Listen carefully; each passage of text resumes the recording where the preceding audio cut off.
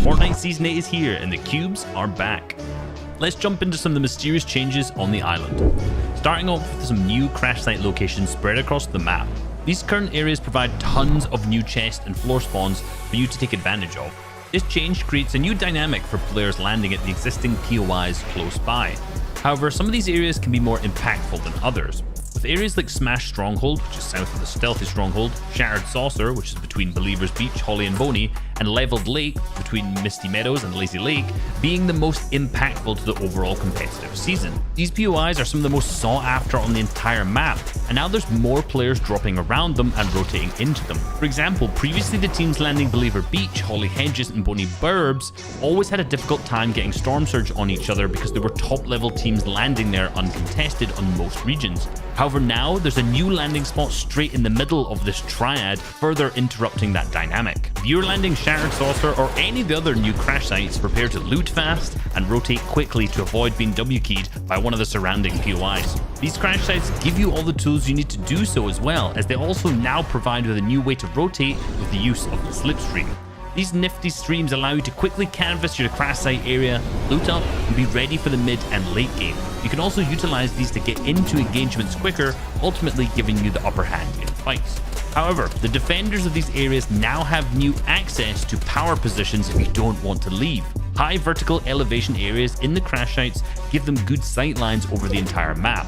Not only this, but because the slipstreams are there, you can also do a rather large split on the map, covering a large horizontal area, and this will give you 360-degree sightlines for those nasty Storm Surge tags. If you get pushed by a team, simply jump straight back into the slipstream and get back to your teammates, which is something you simply cannot do in any other areas of the map.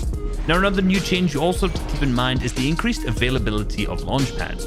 With more floor spawn locations in these crash sites, you'll find more launch pads than ever before, providing an easier path for rotating mid-game and taking height for the end game as well. So if you're rotating past here, gliding over it, or using the slipstream to just use a mid-game rotate, always keep an eye out for a purple little marker on the floor because that may be a launch pad, which could be the catalyst for a victory royale.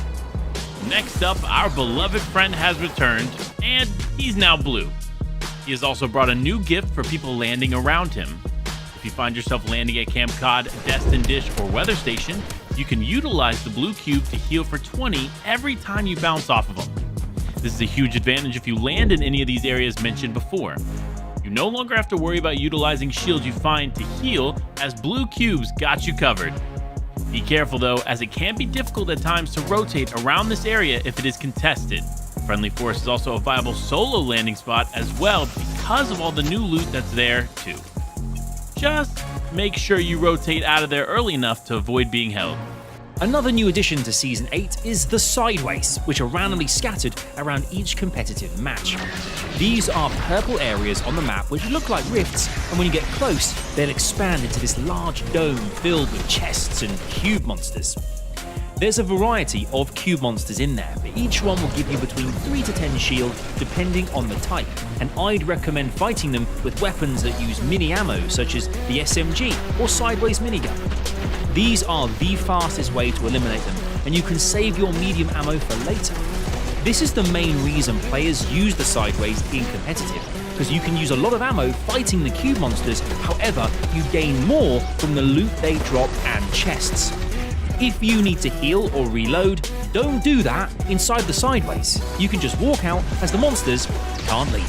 However, all of this commotion is loud and attracts a lot of attention, so be careful of nearby teams sneaking up and fighting you in the Sideways, as they'll have the advantage if they beam you first.